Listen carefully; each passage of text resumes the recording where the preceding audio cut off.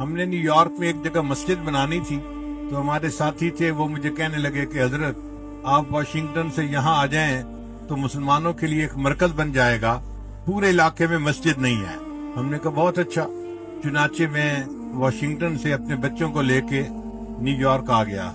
اب جس جگہ پر آئے وہاں ارد گرد مسلمان بھی کافی تھے، مگر کافروں کا علاقہ تھا، یہودی بہت رہتے تھے۔ وہاں پہ مسجد کا بنانا ایک بڑا چیلنج تھا، پلاٹ خریدیں، پھر پلاٹ کی اپروول نہیں ملتی، پھر کنسٹرکشن ہو جائے تو 100 اور پابندیاں۔ تو میں نے اس دوست کو مشورہ دیا، ہم پلاٹ خرید کے مسجد بنائیں گے نا تو پگڑی داڑھی والوں کو اپروول کسی نے نہیں دینی، وہ کہیں گے یہ فنڈامنٹلسٹ کہاں سے آ گئے۔ اس لیے بہتر یہ ہے کہ ہم کوئی بنی بنائی جگہ خریدیں اور وہاں پر بس عبادت شروع کر دیں۔ اس نے کہا جی بنی بنائی جگہ کا کیا مطلب؟ میں نے کہا کوئی ایسی عمارت ڈھونڈیں جو بنی ہی عبادت کے لیے ہو، ہمیں اس کا یوز پرمٹ تبدیل کروانے کی ضرورت پیش نہ آئے، ہم بھی عبادت شروع کر دیں گے۔ چنانچہ ایک سینیگاگ تھا، یہودیوں کی جو مسجد ہوتی ہے اس کا نام سینیگاگ ہوتا ہے، وہ بنا ہوا تھا اور وہ بکنے کے لیے تیار تھا۔ یہودی اپنے لیے اور جگہ پہ بڑی عبادت خانہ بنانا چاہتے تھے اور اس کو بیچنا چاہتے تھے۔ اب ان کے سینیگاگ کو کون خریدے؟ کوئی خریدار نہیں تھا۔ خیر ہم نے پتہ کیا تو پتہ چلا کہ وہ $9 لاکھ کا وہ ہمیں بیچ دیں گے۔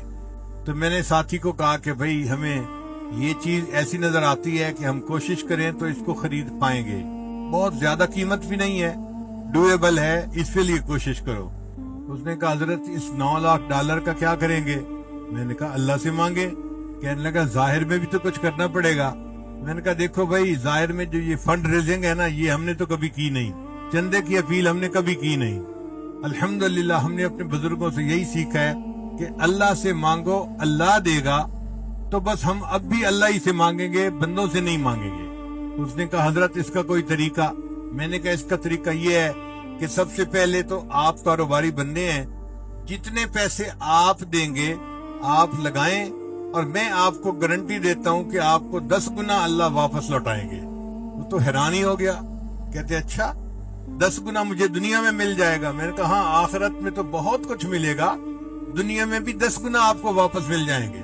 کہنے لگا پھر تو میں ہمت کرتا ہوں۔ وہ گیا، اس نے جا کے بیوی سے مشورہ کیا، بچوں سے مشورہ کیا، سب کے اکاؤنٹ میں جتنے پیسے تھے تو اس نے $9 لاکھ اکیلے بندے نے پورے کر کے میرے پاس آ گیا۔ حضرت میں نے اپنے اکاؤنٹ سے، بیوی کے اکاؤنٹ سے، بچوں کے اکاؤنٹ سے جتنے پیسے تھے سب اکٹھے کر لیے ہیں اور $9 لاکھ میں نے جمع کر لیے ہیں۔ میں نے کہا ٹھیک ہے، پھر کل چلیں گے، پیمنٹ کر کے اس کو خرید دیں گے۔ اگلے دن ہم گئے اور ہم نے جا کے اس کی ڈیل مکمل کر لی اور ہمیں چابی مل گئی، اور ہم نے آ کے اس کی صفائی کی جگہ کی اور اذان دے کے نمازیں شروع کر دی۔ وہاں کے مسلمان بڑے حیران کہ جی مسجد کھل گئی تو کیسے کھلی؟ چندہ تو کسی نے کیا نہیں۔ اب اس کے بعد جو آتا کہ جی چندہ تو کیا نہیں، مسجد کیسے کھلی؟ وہ کہتا تھا حضرت صاحب سے پوچھو۔ تو سارے لوگ میرے پاس، حضرت جی یہ مسجد کیسے کھل گئی؟ میں کہتا بتاؤ بھائی یہ گھر کس کا ہے؟ کہتے اللہ کا ہے۔ میں نے کہا پھر جس کا گھر ہے اسی نے خریدی ہے نا، اسے پوچھو۔ پھر گھر اللہ کا ہے تو اللہ ہی نے خریدی نا، گھر تو اپنا انسان خریدتا ہے نا، تو اللہ نے خریدی ہے تو اللہ نے کوئی بندوبست کیا ہوگا، اللہ سے پوچھو اللہ آپ نے کیسے اس کو جو ہے نا وہ خریدوا دیا۔ چپ ہو جاتے لوگ۔ ہم نے بالکل کسی کو نہیں بتایا کہ کس نے خریدی، کیسے خریدی، بس نماز شروع کر دی، جمعہ شروع کر دیا۔ اب وہ بندہ جس نے $9 لاکھ خرچ کیے تھے نا میرے پاس آیا، مجھے کہتا ہے حضرت میں نے تو پوری زندگی میں جو کمایا تھا آپ کے اعتماد پر میں نے سب کچھ لگا دیا، اب میرا کیا بنے گا؟